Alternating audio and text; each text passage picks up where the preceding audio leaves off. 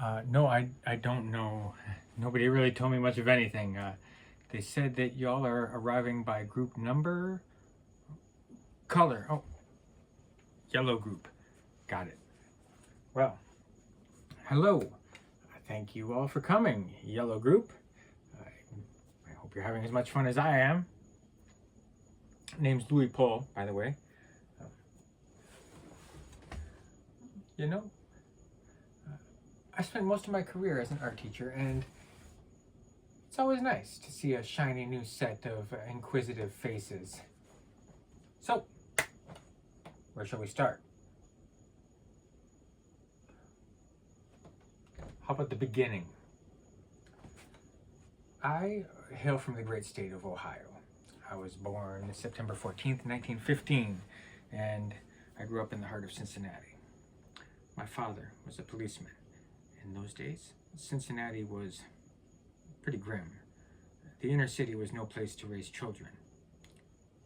There were 5 of us.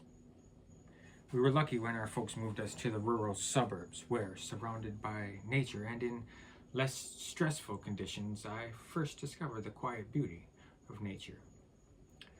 I was a rather sickly child. An illness made it impossible to walk without pain and prevented me from going to school till I was 8.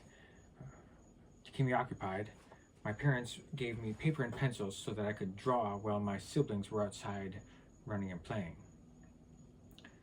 That's where my love for sketching started. I would spend hours capturing the play of the light on the leaves or watching the wind blow across the fields. I'd like to think that those early sketches, they weren't just practice, they were the beginning of my lifelong dialogue with nature. I continued, and I had visualizations and, well, got pictures in my mind of things that I'd like to see happen in my life. But the depression wasn't easy on anyone, and like many, I left school to make ends meet. I worked as a caddy carrying clubs at one of our local golf courses. That's where one of my visualizations came true. I was desperate to go to art school, and by some stroke of good fortune, one day, 4 wealthy women who I caddied for regularly, they had made a wager that the loser would make a caddy's dream come true. Amazing. Miss Yeager asked about my work and somehow recognized my talent. She believed in me enough to pay for my first year at the Cincinnati Art Academy. When it was over, she looked at the progress I had made and paid for the second year. That's where I began my teaching career, teaching Saturday art classes to underprivileged children. I continued with my visualizations, seeing myself as a successful artist, but, well, it may sound hokey. I also visualized many of my paintings in my mind's eye before even picking up the brush, and I realized that what I felt in my heart, it came through me into my work. I can't quite explain it, but it just felt right to paint when I was most at peace with myself. Because of the depression, I couldn't afford proper art supplies. I would watch my fellow students scrape their unused paint into the rim of the trash can. When no one was looking, I would scrape it out. Didn't want to see that paint go to waste. I'd also repurpose their old canvases. Yes, it meant that I was working with a limited set of colors. I learned how to mix those paints to form various shades of brown and black. It's a joke. You're not obligated to laugh, but it is ironic because if you look at this painting, it's very colorful, and vibrant color is one of the hallmarks of my work. I studied at the Cincinnati Art Academy for 6 years. Well, they finally kicked me out. After that, I went to New York and joined the Art Students League, but then came Pearl Harbor, and like many of my generation, I felt the call to serve. When I first met with the recruiter, I told him that I could identify any color by paint number. That's how good I had got. I should have said I was an artist, not just a painter, but it worked out. I joined the Navy and became a Seabee. they assigned me to, not all at once now, close, did I hear in the back, paint? Yes, they assigned me to paint battleships and destroyers far away from the enemy lines. That's also how I came to Hawaii. I was assigned to Pearl Harbor, working at height, painting camouflage on the side of ships. It all ended suddenly when an explosion sent me flying off a scaffolding.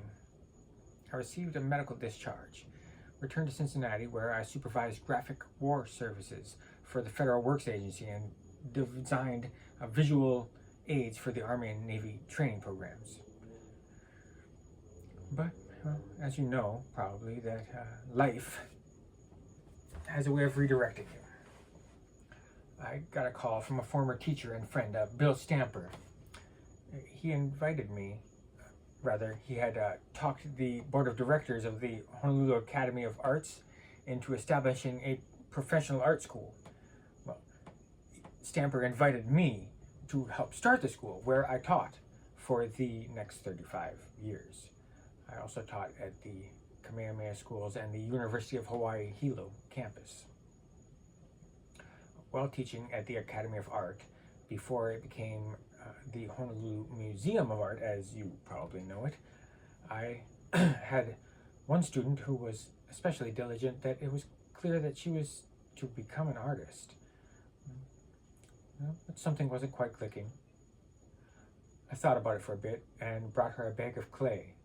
I said, "I think this might be what you're looking for." That student was none other than Toshiko Takaezu, whom you might see wandering around here somewhere, if you're lucky. There are many artists who teach as well, so they can pay the bills. They say that it is exhausting, leaving them spent with little time or energy to paint.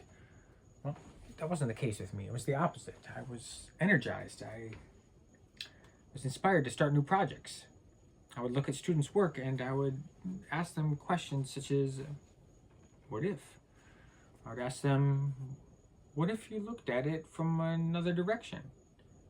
What is successful about this painting? I flourished here on these islands. I love the culture and the natural beauty and the opportunity to explore new materials and subject matter. I painted in watercolors, but never acrylic. You'll have to remember, in those days, acrylic paint was only used for house painting. I took up printing, both relief printing and etching, and discovered the Hawaiian collection at the Bishop Museum. I was inspired to create a series of paintings based on the fiery volcano, the sea, and the native trees and native and migratory birds I would see while out bird watching. My wife, she would always complain that I'd have 10 paintings going at once. Well, you gotta wait for the paint to dry. You paint a couple strokes on one, move to the next, and the next, always covered in paint, and my socks never matched because, well, who said they had to? If I want to wear one red sock, one blue sock, hey, who cares? She said I always smelled of paint, freshly lit cigarette, coffee, cream and sugar. I continued teaching, and with my printmaking work, made enough money to travel. This painting, Bora Bora Lagoon, is inspired by our travels to Tahiti. It was strange. While down there, if I picked up my oil paints, everything I did, it looked like I copied a painting by Gauguin. It was ridiculous. Gauguin, Gauguin, Gauguin. I gave up and did charcoal sketches. When I returned home, I went back to my oil paints and this came to me. I was delighted later on to be one of the first American-born citizens to be invited to exhibit at the Gauguin Museum. Tried my hand at illustration, cartooning, children's books, dabbled in a bunch of stuff, textile designs, display work, and freelance illustration, as well as help to finance the Waikiki Gallery and other art cooperatives and exhibition spaces for artists. I also helped to found the Linnacona Center and the Hawaii State Foundation on Culture and the Arts. I know, it's a mouthful. I must have made an impact on my students and on our art community, because in 1994, the Hawaii State Legislature recognized my work by calling me a living treasure. In 1999, I walked into our living room. I told my wife, Sandy, I think I'm done. 3 months later, I passed away. It was a good life, a great ride. Hey, you couldn't ask more for a city kid from Cincinnati. Thank you all for stopping by.